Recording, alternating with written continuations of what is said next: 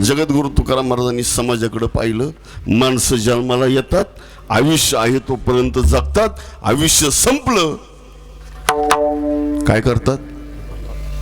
निघून जातात. का आला तेही कळलं नाही, का जगला तेही कळलं नाही, आणि कुठं गेला ते पण. जन्माला कुठून आलो तेही कळलं नाही, आल्यानंतर काय करावं तेही कळत नाही, आणि आता मृत्यूनंतर जाणार कुठं तेही कळलं नाही. विठ्ठल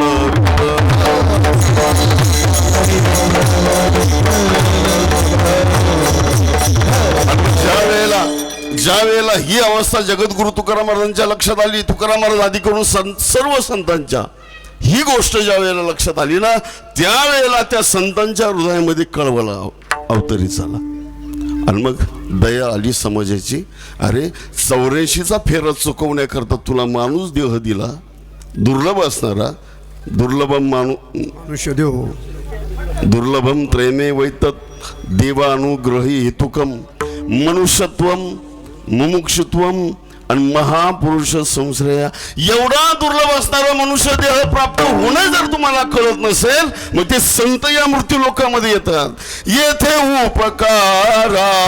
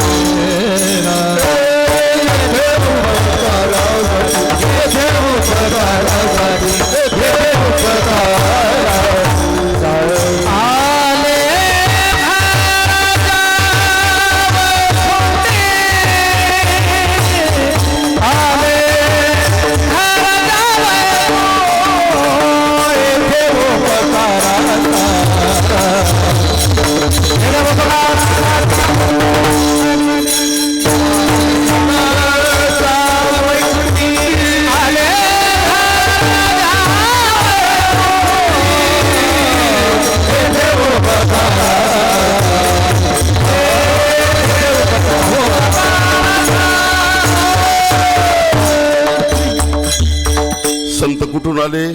वैकुंठातून आले. त्यांना येण्याची गरज नाही, पण या जगताकडे पाहिलं. अरे दुःख भोगतात कशा करता?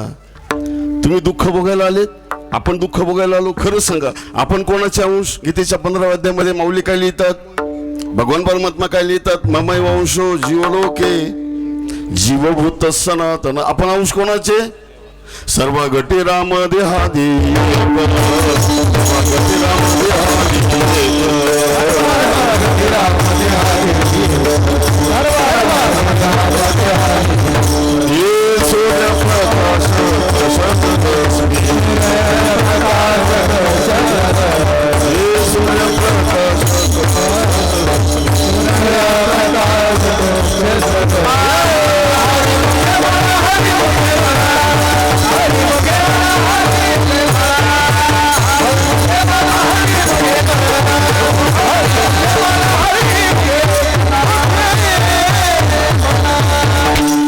आपण अंश कोणाचे? देवाचे. खरं बोला, अंश कोणाचे? देवाचे. देव कसा? सुखरूपायचा, तुझा कोणी सांगा, आणि माझ्या पांडुरंगा सारिका. तो देव कसा आहे? आनंद रूप. आणि आपण कसे? कीर्तनात सुद्धा तोंड सोडून. अंश कोणाचे? आपण आपले वंश परंपरेचे नाहीत, आपण अंश देवाचे आहेत. आमचा अंश जर देव असेल, देव जर आनंद रूप असेल, तर आम्ही दुःख रूप का? विठ्ठल विठ्ठल.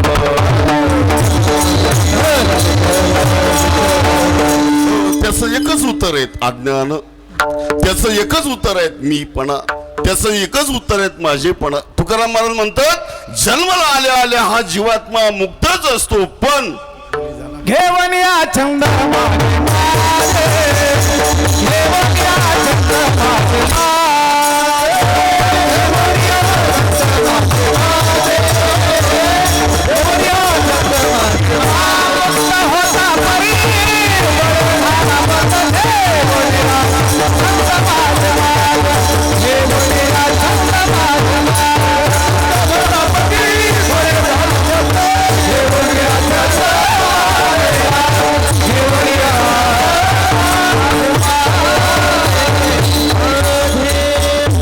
वाक्य पुन्हा एकदा ऐका.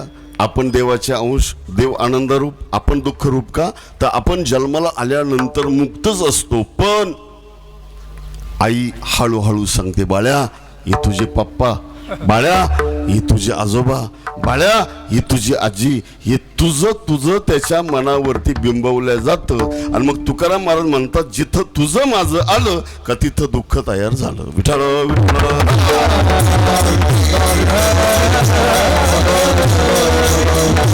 म्हणून तुकाराम महाराजांचं प्रमाण आहे, मुक्त होता परी बळे झाला बद्ध, घेऊन या छंद माझे माझे. तुम्ही बघा, नुकतंच जन्माला आलेलं बाळ 2 महिन्याचं असेल तर त्याच्या बोटामध्ये 2 ग्रॅमची अंगठी घाला. किती ग्रॅमची? 2 ग्रॅमची जर अंगठी घातली ते बाळ हसत नाही बरं का.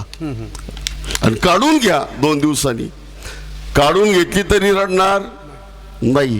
तीच अंगठी घ्या जावयाच्या बोटात घाला. आणि नेमकं 2 महिना चालू होता आणि त्या जावयाच्या बोटात घाला आणि 8 दिवसांनी पुन्हा काढून घ्या. घातल्यावर हसल का रडल आणि काढून घेतल्यावर का फरक? कारण जन्माला आलेलं बाळ हे मुक्त असतं, त्याच्या मनामध्ये आपलं आणि परक नसतं. चिखलाचा गोळा जसा असतो ना तसा तो जीव असतो.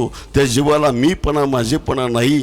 ज्या वेळेला आपल्या मनामध्ये माझेपणा येतो, मीपणा येतो, त्यावेळेला तुकाराम महाराज म्हणतात, मुक्त होता परी बळे झाला बद्ध आणि घेऊन या छंद माझे माझे.